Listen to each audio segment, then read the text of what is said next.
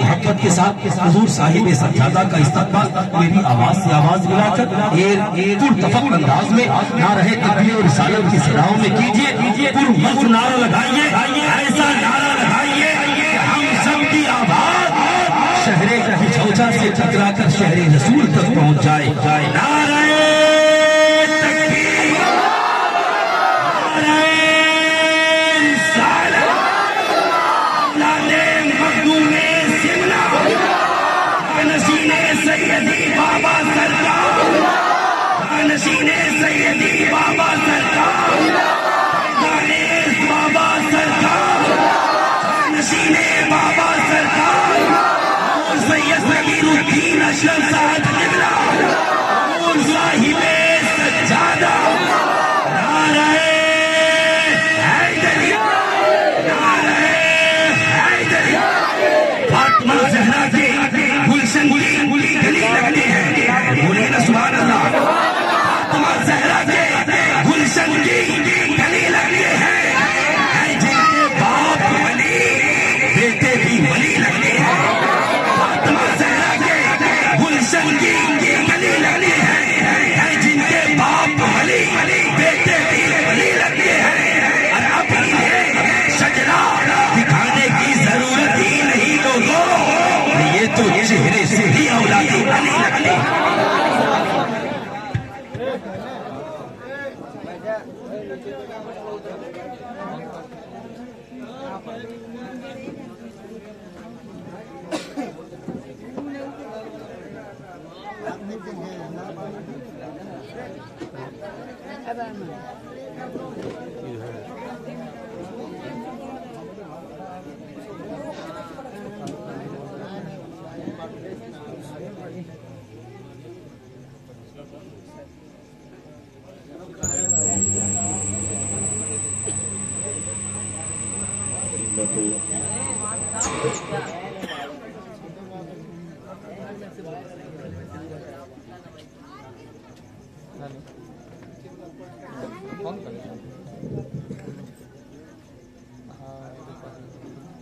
زینت محراب و منبر،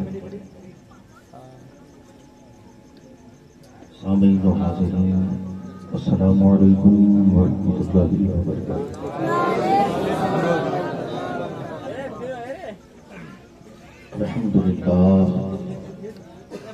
الحمدللہ الذی فتح الافلاک والارضین،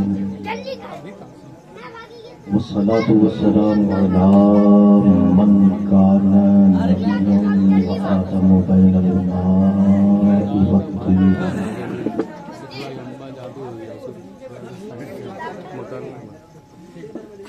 وعلى آله الطيبين الطاهرين وصحبه أجمعين، أما بعد۔ قال الله تبارك وتعالى في القرآن المجيد والفرقان الحميد، فأعوذ بالله من الشيطان الرجيم، بسم الله الرحمن الرحيم،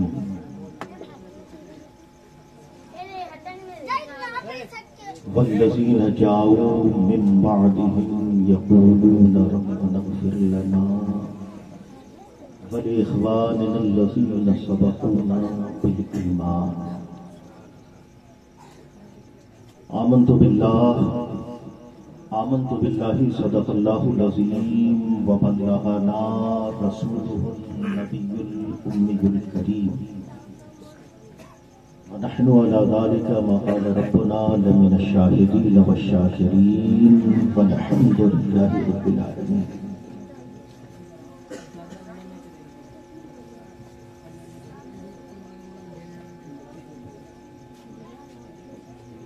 آئیے حسب روایت عقیدت و محبت کے ساتھ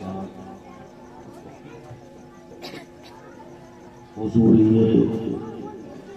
قلبی کے ساتھ آقا کریم صلی اللہ علیہ وآلہ وسلم کی بارگاہ عالیہ میں درود پاک کا نذرانِ عقیدت پیش کریں، پڑھیں اللہم صلی علی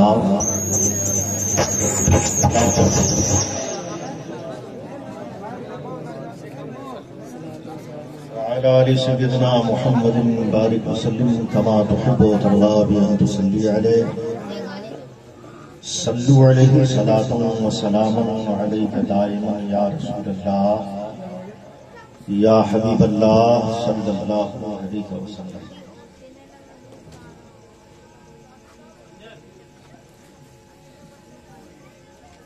حضرات محترم، جیسا کہ ہم اور آپ سبھی جانتے ہیں کہ آج کی یہ مجلس یعنی مجلس مولود شریف، اس کے انعقاد کا سبب، وجہ، غرض و غایت یہ ہے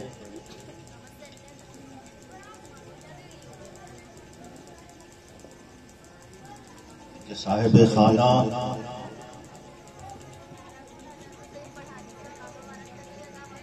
کی والدہ کا آج سالانہ ہے، 40 سال، اور اسی مناسبت سے اس محفل پاک کا انعقاد کیا گیا ہے۔ دعا ہے کہ مولا کریم اس مجلس پاک کے تصدق مرحومہ کی بال بال مغفرت فرمائے، کروٹ کروٹ جنت کی بہاریں نصیب فرمائے۔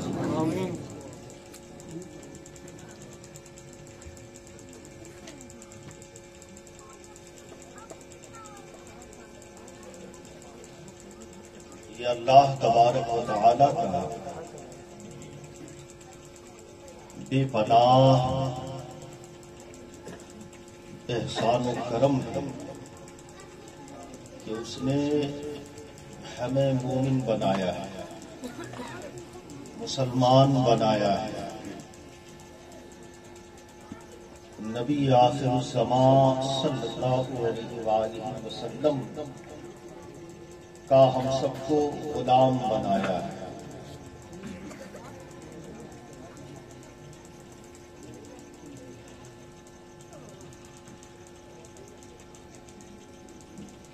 ایک بات ہمیشہ یاد رکھیں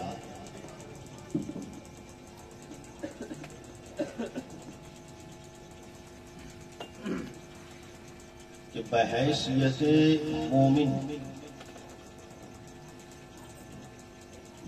بحیثیت مسلمان، ہمارا تشخص، ہماری پہچان، ہماری صفت، ہماری آئیڈینٹی یہ ہے کہ ہم مفید ہوں، فائدہ مند ہوں، نفع بخش ہوں۔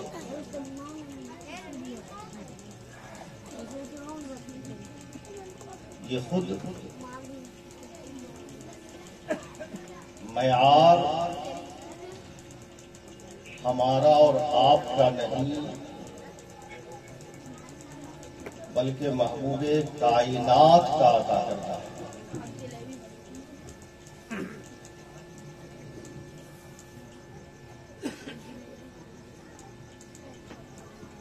اور ہم میں سے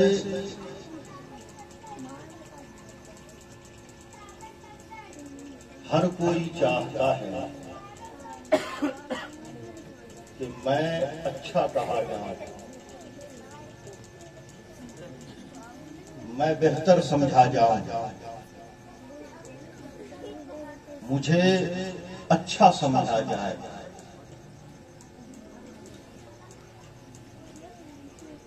ہم نے اچھا ہونے کا الگ الگ معیار بنایا۔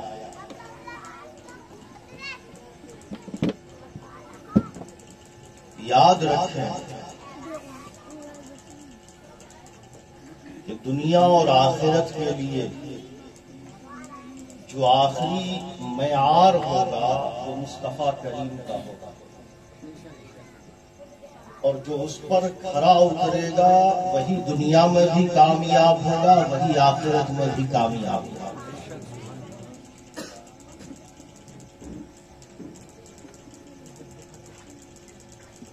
اچھا کسے کہتے ہیں؟ اچھا ہونے کی تعریف کیا ہے؟ چاہتا تو ہر کوئی اچھا بننا ہے، مگر اچھا کہتے کسے؟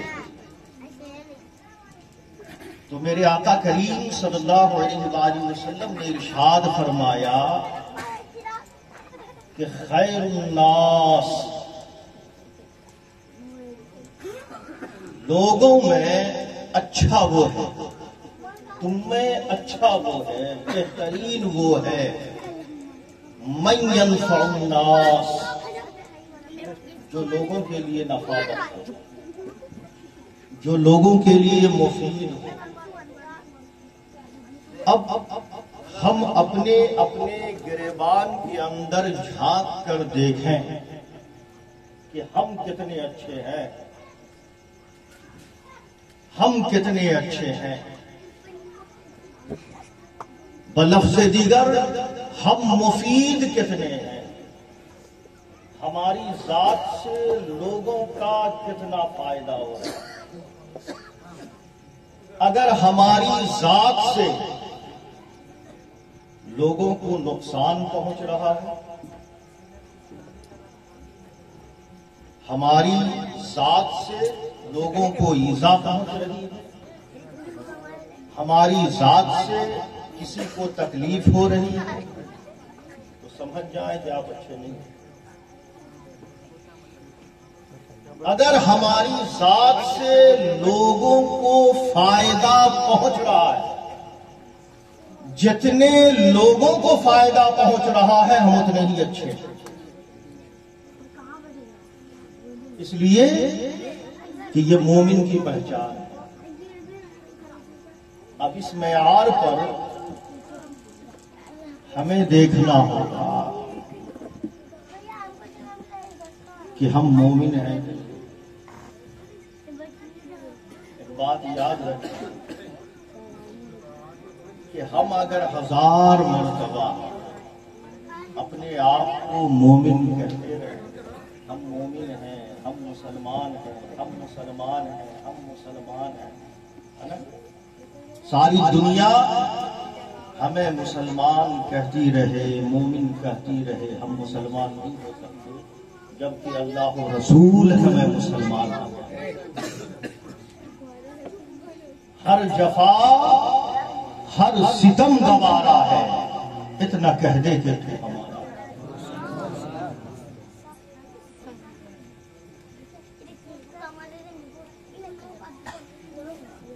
اسی تعلق سے واقعہ ذہن میں آیا، اکثر آپ سنتے رہتے ہیں، وہ سنا بھی ہوگا، بہت قصے سنے ہیں۔ لیلا مجنون کا قصہ سنا ہے، بہت مشہور ہے۔ ایک دفعہ مجنون لیلا کی گلی میں پہنچ گیا،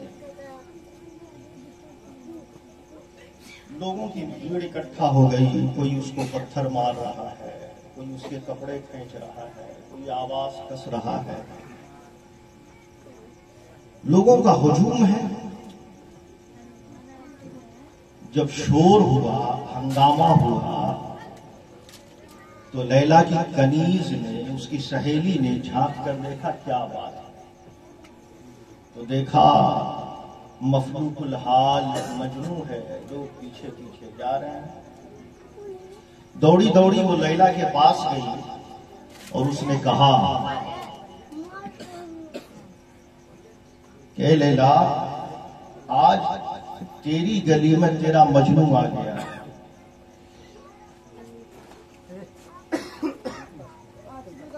اس کی تواضع نہیں کرے گی؟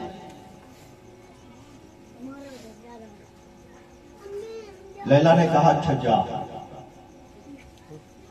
اس نے تشت دیا، تشت میں حلوہ رکھا، حلوے پر سرپوش رکھا، اور کہا جا تو چاہتی ہے تو لے کر جا میرے مجنوں کو دے. لیلا کی کنیز لے کر چلی اور جب نیچے اتری دروازے پر پہنچی تو اس نے دیکھا کہ یہاں تو لوگ سینکڑوں کی تعداد میں ہیں. کون اس میں سے مجنون؟ بیچاری غریب پہچان نہ سکی. اس نے آواز لگائی تم میں سے مجنون کون ہے؟ تھوڑی دیر سکتہ تاری رہا، خاموشی تاری رہی. اس کے بعد ایک طرف سے آواز آئی بی بی کیا بات ہے؟ تو لیلا کی سہیلی نے کہا کہ آج لیلا نے اپنے مجنوں کے لیے حلوہ بھیجا. اب حلوہ چیز ہی ایسی ہے کہ نام سنتے ہی منہ میں پانی آ جاتا ہے، چاہے اس کے پکانے والے ہو یا اس کے بہترین ہو، ہے نا؟ جب حلوے کا نام سنا تو ایک طرف سے آواز آئی میں مجنون ہوں ادھر لاؤ حلوہ. اب جب ایک طرف سے آواز آئی تو پھر دوسری طرف سے بھی آواز بلند ہوئی میں مجنون ہوں ادھر لاؤ حلوہ. تیسری طرف سے آواز آئی. الغرض ہر طرف سے یہی آواز آنے لگی کہ میں مجنون ہوں میں مجنون ہوں، حلوہ ادھر لاؤ. نتیجتاً ہر حلیے اور بشرے میں مجنو ہی مجنو نظر آنے لگے. ہر کوئی مجنو ہونے کا دعویٰ کرنے لگا. یاد رکھیں کسی چیز کا دعویٰ کرنا بہت آسان ہے، بہت مشکل ہے. محبت گہری الفت میں قدم رکھنا لوگ آسان سمجھتے ہیں مسلمان ہونا.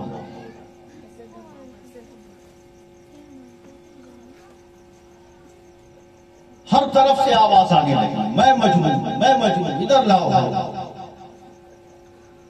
اب بیچاری غریب سہیلی مجبور ہو گئی. اس نے تھوڑا تھوڑا حلوہ ہر مجنون کے ہاتھ پر رکھ دیا اور واپس پلٹ کر گئی اور لیلا سے کہا اے لیلا تو کہا کرتی تھی کہ تیرا ایک مجنون ہے،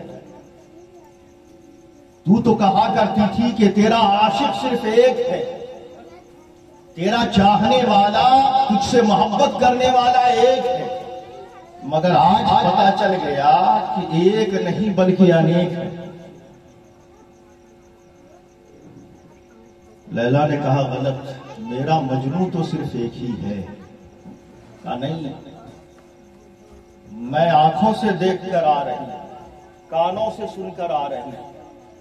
آج ہمیں بھی اپنی آنکھوں دیکھی پر بڑا بھروسہ ہوتا ہے نا، کان کے سنے پر بڑا بھروسہ ہوتا ہے. یاد رکھیں خاص تاکید قرآن نے کی ہے نا، ان تجتنبوا کثیرا من الظن، ہے نا، بدگمانی سے بچا کرو، ہے نا. کہیں سے کچھ سن لیا اور لے کر ہوا میں اڑنے لگے، کچھ دیکھ لیا ہوا میں اڑنے لگے. یاد رکھیں ضروری نہیں ہے کہ ہر وہ چیز جو ہمیں جیسی دکھتی ہے ویسی ہی نظر آئے، ویسی ہی ہو اس کی حقیقت، یا ہم نے جو سنا ہے اس کی حقیقت وہی ہو، ہے نا. بہرحال باندی نے دعویٰ کیا کہ میں آنکھوں سے دیکھ کر آ رہی ہوں، کانوں سے سن کر آ رہی ہوں، مشاہدہ کر کے آ رہی ہوں. تیرا دعویٰ غلط ہے کہ تیرا مجنون ایک ہے. میں دیکھ کر آ رہی ہوں، ایک نہیں بلکہ انیک ہے. میں نے اپنے ہاتھوں سے انہیں حلوہ کھلایا ہے. میرا مجنون تو صرف ایک ہے. اچھا اسے دیکھنا چاہتی ہے، اسے جاننا چاہتی ہے، اسے سمجھنا چاہتی ہے. کہا ہاں. یہ لے چھری. اسی پلیٹ میں چھری رکھی، سرپوش سے ڈھکا. کہا جا کر باہر اعلان کر دینا کہ آج لیلا نے اپنے مجنون کے جسم کی ایک موٹی گوشت مانگی. اب وہ بیچاری باندھی پھر نیچے آئی، جب دہلیز پر پہنچی، دروازے پر پہنچی تو لوگوں نے دیکھا پھر سے آئی ہے نا، اور اسی انداز میں آئی ہے، تو عادت تو بگڑی ہوئی تھی، سوچا کہ شاید میٹھے کے بعد ذائقہ تبدیل کرنے کے لیے کچھ نمکین آیا ہوگا۔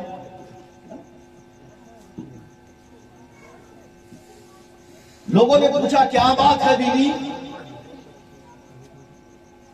اس نے جواب دیا کہ آج لیلا نے اپنے مجنون کے جسم کی ایک موٹھی گوشت مانگی۔ اس نے سرپوش ہٹایا، لوگوں نے چھری دیکھا، جیسے ہی چھری پر نظر پڑی، اب کوئی دائیں دیکھ رہا ہے، کوئی بائیں دیکھ رہا ہے، کوئی سر کھجا رہا ہے نا، کوئی چپل سیدھی کر رہا ہے، میں چلا تو بھی آ، تو چل میں بھی آیا نا، یہاں تک کہ پورا میدان صاف ہو جاتا ہے۔ اخیر میں ایک دور کھڑا نحیف و نزار شخص، پراگندہ حال، الجھے ہوئے پھلوں والا پہنچا، پوچھا کیا بات ہے؟ کہا آج لیلا نے اپنے مجنون کے جسم کی ایک موٹھی گوشت مانگی۔ جب اس نے یہ سنا، اس نے ہاتھ میں چھری اٹھائی اور اپنے جسم پر چلا گیا۔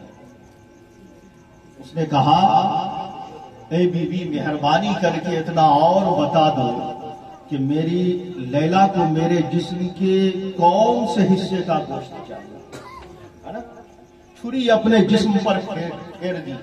جب باندھی نے یہ منظر دیکھا، پلیٹ پھینکا، چیخ ماری اور دوڑتی ہوئی واپس لیلا کے پاس جاتی ہے اور کہتی ہے کہ میں اپنے دعوے میں غلط تھی، میں اپنے دعوے میں غلط تھی، میں نے دیکھ لیا کہ ہاں تیرا مجنو ایک ہے، تیرا عاشق ایک ہے۔ میرے دوستو بتانا یہ چاہتا ہوں کہ بات صرف قصے اور کہانیوں کی نہیں ہے، پورا کا پورا قرآن قصص سے بھرا ہوا ہے۔ نحن نقص علیک احسن القصص، ہے نا؟ اولیاء و صالحین کے بھی قصے ہیں، انبیاء و مرسلین کے بھی قصے ہیں، اور ان کی بھی داستانیں ہیں جنہیں اللہ نے ذلیل و رسوا فرمایا ہے۔ قرآن کوئی قصے اور کہانی کی کتاب نہیں ہے، بلکہ قرآن ہدی للناس ہے، ہدایت کا سرچشمہ ہے۔ آج میرے دوستو بتانا یہ چاہتا ہوں کہ آج ہم قصے اور کہانیوں میں الجھ جاتے ہیں اور وہیں تک محدود ہو جاتے ہیں، اور نتیجہ اس کا یہ ہوتا ہے کہ ہمیں کچھ حاصل نہیں ہوتا۔ آج آپ یقین جانیں، بتانا یہ چاہتا ہوں کہ جو ہمیں سیکھ ملتی ہے، جو ہمیں سیکھ ملتی ہے، ہم اس سے کوسوں دور ہوا کرتے ہیں۔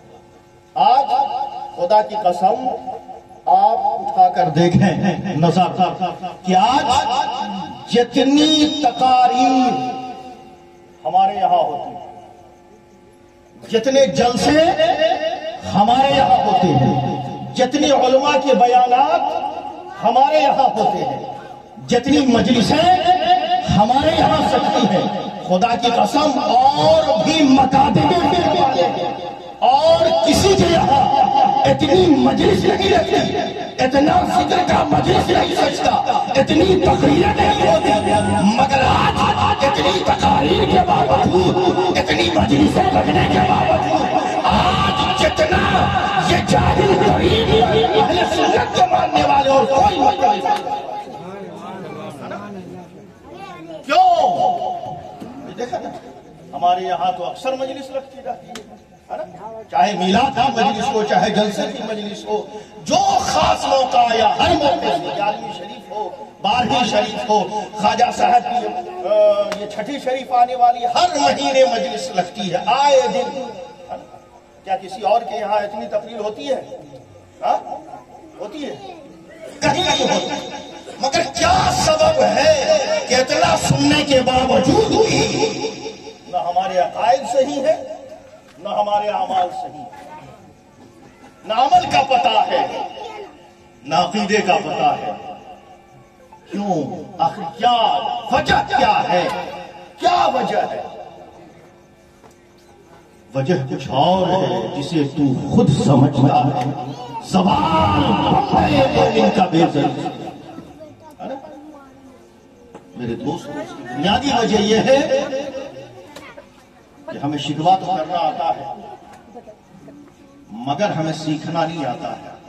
آج پوری ایمانداری سے بتائیں کہ اتنے لوگ یہاں جمع ہیں، اتنے لوگ یہاں جمع ہیں، کتنوں نے یہ نیت کی ہے کہ میں آج یہاں جلسے کا پروگرام، میں گھر سے نکل رہا ہوں، دین سیکھنے کے لیے جا رہا ہوں، دین سیکھنے کے لیے جا رہا ہوں، نہیں، بس ہمارے یہاں تو ایک مزاج ہے، فلاں آ رہے ہیں، ہے نا، فلاں آ رہے ہیں، اور آج ہماری پوری اہل سنت کی قوم اسی میں برباد ہو گئی ہے نا۔ فلاں صاحب چاہے مقرر کا نام ہو، چاہے کسی پیر صاحب کا نام ہو یا کسی شاعر کا نام ہو، اور اسی کا نتیجہ ہے کہ آج آپ اہل سنت کے اسٹیجوں کا حال دیکھیں، اکھاڑے کا میدان نظر آتا، آئے دن آنے والی ہے نا کلپ ہمیں بتاتی ہے کہ کیا حال ہو چکا ہے ہمارے دینی مجالس کا، اس لیے کہ ہم نے اس کو دین سیکھنے کا ذریعہ نہیں بنایا، بس وقت گزاری ہے، اچھے اچھے لچھے دار جملے ہوں گے، بہترین مترنم آواز ہوگی، ہماری کانوں کو ٹھنڈک پہنچے گی، کانوں کو مزہ ملے گا، بس یہی ہماری نیت ہوتی ہے نا۔ لچھے دار گفتگو ہوگی، دو چار مرتبہ سبحان اللہ الحمدللہ کہیں گے، نعرے لگائیں گے، بس حق ادا ہو جائے گا ہے نا۔ آج ہماری بالکل یہ نیت نہیں ہوا کرتی ہے کہ ہم جا رہے ہیں تو دین یاد رکھیں، جب بھی کسی مجلس میں شریک ہوں ہے نا، ہم ثواب سے اور برکات سے، یہی وجہ ہے کہ آج اتنی مجلس ہونے کے باوجود ہے نا گھر گھر میلاد ہو رہا مگر برکت نہیں ہے، جو اس کی برکتیں مل کیوں؟ اس لیے کہ ہماری نیت درست نہیں ہے، اور جب نیت درست نہیں ہوگی تو پھل بھی کبھی نہیں ملے، اس لیے اجر ملتا ہے نیت پر، اجر ملتا ہے عمل پر نہیں، نیت پر ملتا ہے۔ ساری زندگی بندہ سجدے میں گزار دے اور اگر نیت درست نہیں ہے نا، اس لیے بخاری کی جو پہلی حدیث ہے نا وہ نیت کی پہ ہے نا، شروع وہیں سے ہوتا ہے، امام بخاری نے شروع وہیں سے کیا ہے نا، جو اللہ اور رسول کے لیے ہجرت کرے گا ہے نا اسی کو اجر ملے گا، نیت اس کی درست ہو ہے نا، جو جس کام کے لیے، تو ہم اگر اپنے کانوں کو ٹھنڈک پہنچانے کے لیے مجلس میں شریک ہوتے ہیں بس وہیں تک معاملہ ہے، اور اسی کا نتیجہ ہے کہ آج ہم دینی مجالس میں شریک ہی ہوتے ہیں مگر ہماری زندگی میں دین نظر نہیں آتا، ہماری زندگیوں میں دین نظر نہیں، کیونکہ ہم تو جا رہے ہیں دیکھنے کے لیے ہے نا، فلاں صاحب آ رہے ہیں دیکھنے کے لیے جا رہے ہیں، اس انداز سے پڑھیں گے، اس انداز سے تقریر کریں گے، اس انداز ہے نا، بس بات وہیں تک ختم ہو جاتی ہے۔ جس نیت سے آپ نے مجلس میں شرکت کی، آپ کو مل گیا، آپ کے کانوں کو ٹھنڈک پہنچ گئی، نفس کو سکون مل گیا، ہم اٹھے اور چلے گئے، اور نتیجہ جہاں سے چلے تھے وہیں پہنچے ہوئے۔ یاد رکھیں جب بھی دینی مجالس میں شریک ہو اس نیت سے شریک ہو کہ ہم دین سیکھنے جا رہے ہیں، اور یاد رکھیں یہ اتنی اہم ترین مجلس ہوا کرتی ہے نا، ہم نے تو بیڑا گھر کر دیا ہے ان مجلسوں کا، چاہے جس نام پر ہو، یاد رکھیں یہ مجلس اتنی اہم ہے، اتنی اہم ہے، اتنی اہم ہے کہ اللہ کے رسول فرماتے ہیں کہ کوئی انسان ہے نا اگر 100 رکعت نفلی نماز ادا کرے، 100 رکعت ہے نا، ساری رات نماز پڑھتا رہے اور دین کا دوسری طرف ایک مسئلہ سیکھ لے، دین کا ایک مسئلہ سیکھ لے، تو وہ 100 رکعت اور 1000 رکعت نفلی نماز ادا کرنے سے افضل والا ہے۔ اور یہی وجہ ہے، یہی سبب ہے کہ آپ دیکھیں خود نبی پاک صلی اللہ علیہ وسلم کا خود یہ عمل رہا ہے. آپ نے سنا ہوگا وہ حدیث پاک کہ جب نبی پاک اپنے حجرے سے باہر تشریف لاتے ہیں مسجد نبوی کا وہ خوشگوار منظر دیکھتے ہیں کہ صحابہ کی ٹولی الگ الگ بیٹھی ہوئی ہے, ذکر کی مجلس سجی ہوئی ہے. نبی پاک نے دیکھا صحابہ ہمارے غلام اللہ کا ذکر کر رہے, خوش ہوئے, دعائیں دی. کچھ آگے بڑھے تو دیکھا وہاں کچھ صحابہ کی جماعت بیٹھی ہوئی ہے جو علم پر گفتگو کر رہی, خوش ہوئے اور شریک بھی ہوئے. حالانکہ وہ معلم انسانیت ہے, ہمیں درس دینا تھا, ہمیں درس دینا تھا. اور یہی وجہ ہے کہ فرمایا گیا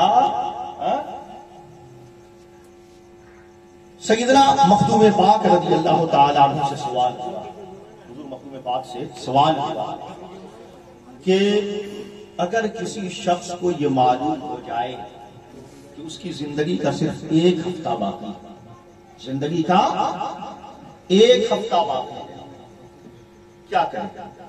ظاہر سی بات ہے ہر کوئی چاہے گا کہ یہ جو میرے پاس ایک ہفتہ بچا ہوا ہے یہ صرف اللہ کی یاد میں گزر جائے, طاعت میں گزر جائے, نافرمانی میں نہیں گزرے, ہے نا. اس لیے ہم جب بیمار ہوتے ہیں نا, سخت بیمار ہوتے ہیں, تب ہمیں خدا یاد آتا ہے نا. پریشانیوں میں جب گھر جاتے ہیں نا تب ہم مسجد کا رخ کیا کرتے ہیں, اللہ کو یاد کیا کرتے ہیں نا. یقیناً بڑی چیز ہے, اللہ کا ذکر بہت بڑی چیز ہے نا. مخدوم پاک سے جب سوال ہوا کہ اگر کسی کو معلوم ہو جائے کہ ایک ہفتہ اس کی زندگی کا باقی ہے کیا کرے گا, بہت سارے آپ بھی مشورہ دے سکتے ہیں. آج تو ہر کوئی مفتی ہے نا, یہ بھی قیامت کی نشانی ہے کہ علماء خاموش رہیں گے جو اللہ فتوا دیں گے. قیامت کی نشانیوں میں سے ایک نشانی یہ بھی ہے نا کہ علماء خاموش رہیں گے جو اللہ فتوے دیں گے. بہرحال ایک ہفتہ باقی ہے, ہر کوئی مشورہ دے گا, ظاہر سی بات ہے جو اس کی نگاہ میں بہترین سے بہترین عمل ہو, ہے نا, قربان جائے.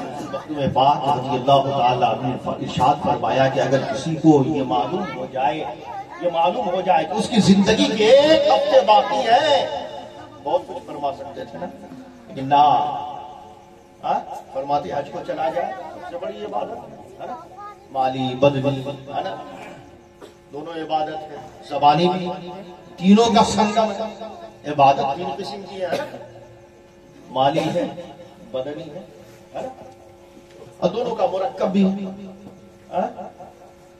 آپ قرآن شریف پڑھتے ہیں یہ بدنی عبادت ہے, زبانی عبادت ہے, اللہ کا ذکر کرتے ہیں یہ زبانی عبادت ہے نا.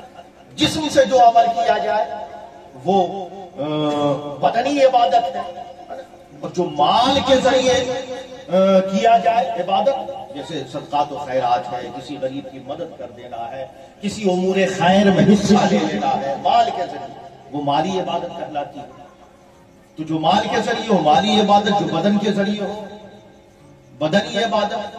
کچھ عبادت وہ ہے جو دونوں کا مجموعہ ہے نا, جیسے نماز ہے دونوں کا مجموعہ ہے, حج ہے دونوں کا مجموعہ ہے, مالی بھی ہے بدنی عبادت. تو بہرحال بہت بڑی اہم عبادت ہے حج, بہت اہم عبادت ہے نا. لیکن قربان جائے مخدوم پاک نے حج کا نام نہیں دیا, بلکہ آپ نے فرمایا کہ اگر کسی کو معلوم ہو جائے کہ اس کی زندگی کا ایک ہفتہ باقی رہ گیا ہے تو اسے چاہیے کہ وہ گھر چھوڑ کر نکل جائے علم دین حاصل کرنے. اچھا کیوں کہا کہ علم دین حاصل کرنے کے لیے نکل جائے؟ میرے دوستو اس لیے کہ سرکار مخدوم پاک مفت کے مفتی نہیں تھے, ہے نا, مفت کے مفتی نہیں تھے ہماری طرح, ہے نا. وہ دیکھ رہے تھے کہ میرے مصطفیٰ کریم نے فرما دیا ہے کہ اگر بندہ گھر سے نکلے یہ نیت کر کے کہ میں دین سیکھنے جا رہا ہوں, کیا کرنے؟ دین سیکھنے کے لیے جا رہا ہوں. اور جیسے ہی بندہ گھر سے قدم نکالتا ہے اس کا مقام یہ ہوتا ہے, اس کا مرتبہ یہ بلا قید و بن کے، اس کا مرتبہ یہ ہوتا ہے کہ جب وہ گھر سے قدم نکالتا ہے اس کے قدموں تلے فرشتے اپنا پر بچھا دیا۔ سوچے کتنا بڑا مقام ہے، کتنا بڑا مقام ہے۔ فرشتے معصوم ہے، اور یہ بھی نہیں کہا کہ بندہ اللہ کا ولی ہو تبھی پر بچھے گا، بچہ ہو تبھی پر بچھے گا، لا، صرف نیت ہو، گنہگار ہو، خطا کار ہو، اس نے شیار ہو، مطلقاً فرمایا کہ جب بندہ اپنا قدم حصول علم کی خاطر اپنے گھر سے نکالتا ہے تو مرتبہ یہ ہوتا ہے کہ فرشتے جو معصوم ہیں اپنے پروں کو اس کی راہ میں بچھا دیا۔ اس کا مقام یہ ہوتا ہے، میرے مصطفیٰ کریم نے فرمایا کہ جب بندہ گھروں سے نکلا کرتا ہے تو جتنی دریائیں ہیں وہ سب اس کے لیے اللہ کی بارگاہ میں دعا کیا کرتے ہیں۔ نعرے تکبیر، نعرے رسالت، نعرے حیدری، جشن عید میلاد النبی، حضور صاحب سجادہ، فیضان بابا سرکار، نعرے تکبیر، نعرے رسالت۔ عرض یہ کر رہا تھا کہ بندہ، میرے آقا نے فرمایا کہ اس کے لیے زمین کی مخلوقات دعا کر، آسمانی مخلوقات دعا کر۔ اب سوچیں کہ جس کے لیے زمین و آسمان ساری کائنات دعا کے لیے لگ جائے، اس کا کوئی بال بیکا کر سکتا ہے؟ کوئی بال بیکا کر سکتا ہے؟ تو آج سے سر سے پاؤں تلک تو ہم بیکا ہی بیکا ہے، ایسے بیکار ہیں کہ جو جدھر سے چاہتا ہے، جس لاٹھی سے چاہتا ہے ہمیں ہٹا لے جاتا ہے۔ آج ہماری حیثیت خس و خاشاک کی طرح۔ میرے آقا نے فرمایا سیاتی زوال اللہ یبقى من الاسلام الا اسمہ وفی روایت الا وجہہ۔ ان قریب تم پر ایسا زمانہ آئے گا کہ اسلام کا صرف مکھوٹا باقی رہ جائے گا۔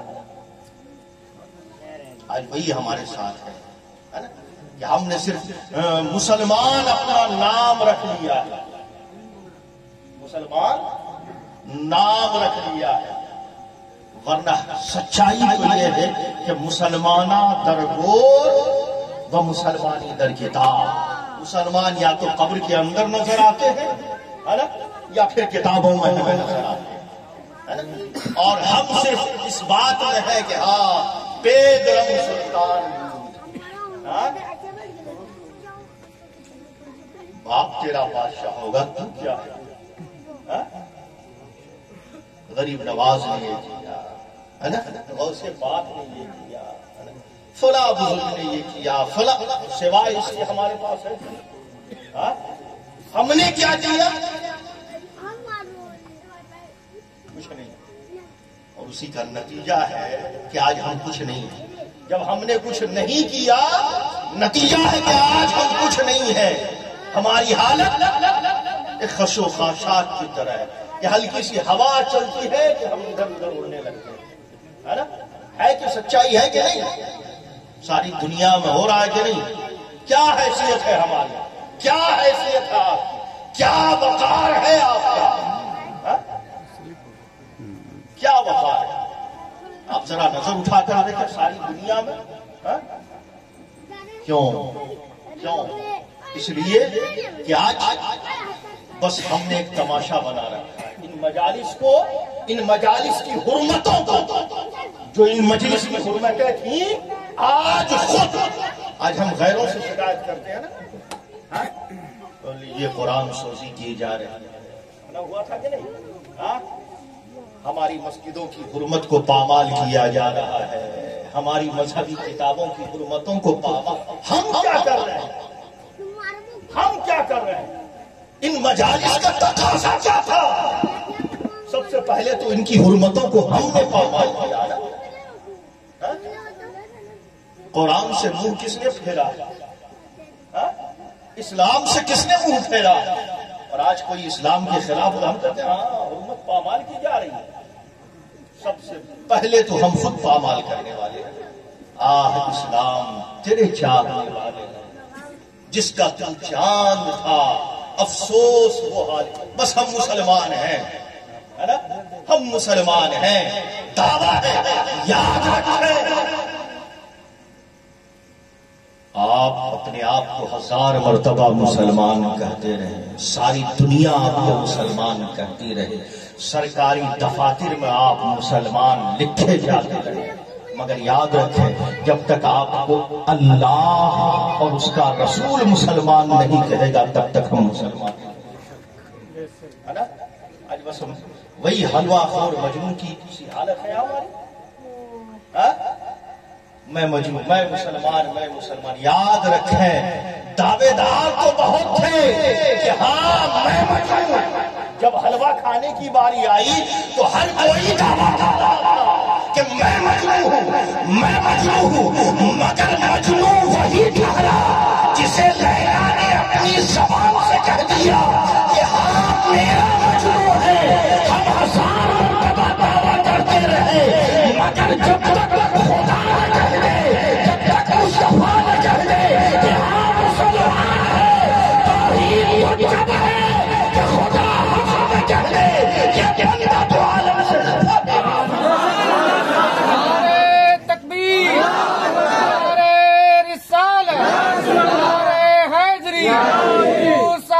سجادہ سید کبیر الدین اسرا خان کا جلال یا نور یا اشرف یا نعرہ تکبیر نعرہ رسالت. اللهم صل على سيدنا كما تحب وترضى صل عليه صلوا عليه صلاة وسلام عليك دائما یا رسول اللہ یا حبیب اللہ صلی اللہ علیہ وسلم. میں سمجھ رہا ہوں میری باتیں آپ کو بہت تلخ لگ رہی ہیں ہے نا.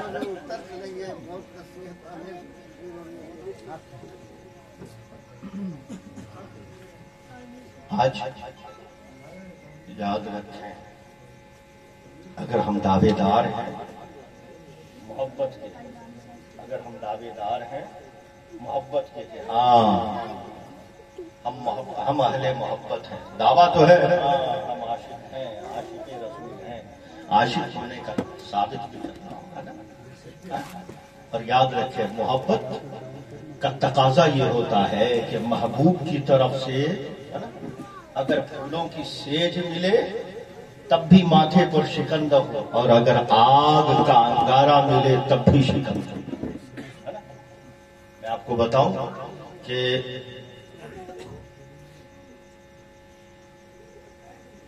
حضرت سلطان محمود رحمت اللہ تعالی علیہ ان کے یہاں ان کے ایک غلام تھے جن کا نام محمد ابن ایاز. سلطان محمود کون تھے میں آپ کو بتاؤں, یوں تو تھے بادشاہ, ہزاروں بادشاہ گزرے, وہ کون تھے ان کی حقیقت کا اگر اندازہ آپ لگانا چاہیں تو اس بات سے لگا سکتے ہیں کہ ایک دفعہ سلطان محمود نے اپنے غلام کو آواز لگائی, اے ایاز کے بیٹے, اے ایاز کے بیٹے.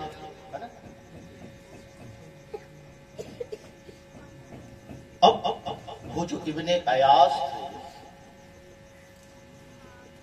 ان کی حالت بدلنے لگی, شاید ہم سے خفا ہو, کوئی غلطی ہو گئی, سب دن تو میرا نام لے کر پکارا کرتے تھے, آج کیا وجہ ہے کہ انہوں نے میرا نام نہیں لیا بلکہ میرے باپ کے نام کے ساتھ منسوب کرتے ہوئے مجھے آواز دی ہے نا. تجسس ہوا, سفارشیں کی گئی, کیا ناراضگی ہے, کیوں نہیں نام لیا. تو جب سلطان محمود سے پوچھا گیا تو انہوں نے جواب دیا کہ جب بھی میں تمہارا نام لیتا تھا, کیونکہ تمہارا نام محمد ہے, میرے محبوب کے نام پر ہے نا تمہارا نام, تو جب بھی میں تمہارا نام لیتا تھا تو باوضو ہوا, جب بھی تمہارا نام لیتا تھا باوضو ہوا کرتا تھا، کیونکہ اس وقت جو میں نے تمہیں باپ کے نام کے ساتھ یاد کیا، میں باوضو نہیں تھا، بے وضو تھا، اور غسل خانے میں تھا جو ناپاک پیدا ہوا کرتی ہے، لہذا میری ہمت نہیں ہوئی کہ میں محمد نام ہوں۔ اندازہ کریں کہ کیا مقام تھا سلطان محمود کا، ہے نا؟ کتنے بڑے عاشق، ہم بھی تو عاشق ہونے کا دعویٰ کرتے ہیں، ہماری بھی عاشق۔ تو بہرحال سلطان محمود اٹوٹ محبت کرتے تھے اس غلام سے، اس کا نام محمد ابن ایاز ہے، بہت سارے لوگ ایازی کے نام سے جانتے ہیں، اس کا اصل نام محمد، ان کے والد کا نام ایاز، ابن ایاز۔ تو بہرحال امتداد زمانہ کی طرح ابن ایاز ہوتے ہوتے ایاز رہ گیا، ہے نا؟ بہرحال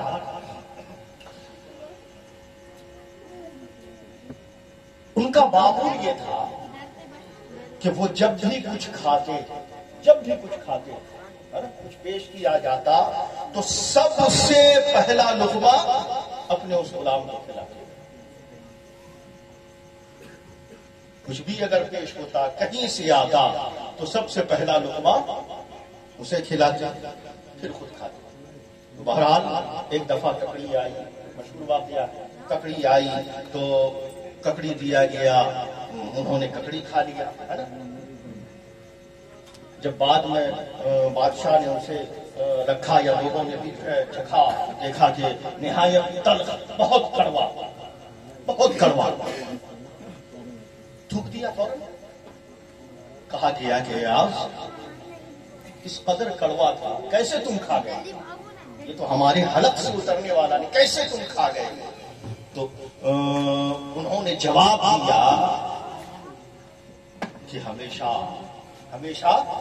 مجھے انہی ہاتھوں نے عمدہ غذائیں کھلائی، لہذا میری محبت کی حمیت یہ کیسے گوارا کر سکتی تھی کہ جو ساری زندگی کھلاتا رہا، آج اگر اس ہاتھ سے کڑوانے والا ملا ہے تو میں اسے تھوک دوں، لہذا میری حمیت نے گوارا نہیں کیا کہ اسے تھوکا جائے، میں نے حضرت خواجہ اویس قرنی رضی اللہ تعالیٰ عنہ کی بارگاہ میں پہنچے۔ کچھ لوگ حضور ہم آپ سے محبت کرتے ہیں، حضور ہم آپ سے محبت کرتے ہیں۔ اچھا ہم سے محبت کرتے ہیں، آپ کی معیت میں رہنا چاہتے ہیں، آپ کے ساتھ گزارنا چاہتے ہیں وقت۔ آپ اٹھے اور پتھر اٹھایا اور مارنے لگے۔ اب جب لوگوں پر پتھر برسنے لگے، دور بھاگے سب، کیسا دیوانہ آدمی ہے، کیسا پاگل آدمی ہے، ہم تو یہ کہہ رہے ہیں کہ ہم تم سے محبت کرتے اور تم ہو کے پتھر برسا رہے ہیں۔ ہاں یہی تو تمہاری محبت کو دیکھ رہا تھا۔ محبت تو یہ ہوتی ہے کہ اگر محبوب کی طرف سے پھولوں کا ہار ملے تب بھی شکن نہ ہو، پتھر برسے تب بھی شکن۔ یہ جو دعویٰ کیا گیا نا، دعویٰ میں مسلمان ہوں، اب مسلمان ہے، دعویٰ کرنا آسان ہے نا، لیکن اس کی دلیل پر کھڑا اترنا مشکل ہے، اور جو وہاں کھڑا اترتا ہے وہی کامیاب ہوتا ہے، وہی کامیاب ہوتا ہے۔ اللہ کی مدد و نصرت اسی کے قدموں میں۔ میں آپ کو بتاؤں کہ آپ دیکھیں بڑا مشہور واقعہ ہے کہ اکثر آپ سنتے رہتے ہیں اصحاب کہف، جب اس وقت کے ظالم بادشاہ دقیانوس کے ظلم و ستم سے، اس کا کام یہ تھا کہ اس نے معمول یہ تھا کہ اس نے ایک طرف کڑاہی میں کھولتا ہوا تیل رکھا ہوا تھا اپنے دروازے پر، جو اس کے آگے سجدہ کرتا تھا، اس کو وہ بخش دیتا تھا، اور جو اس کے آگے سجدہ نہیں کرتا تھا اس کو کڑاہی میں ڈال دیا، زندہ جلا دیا تھا۔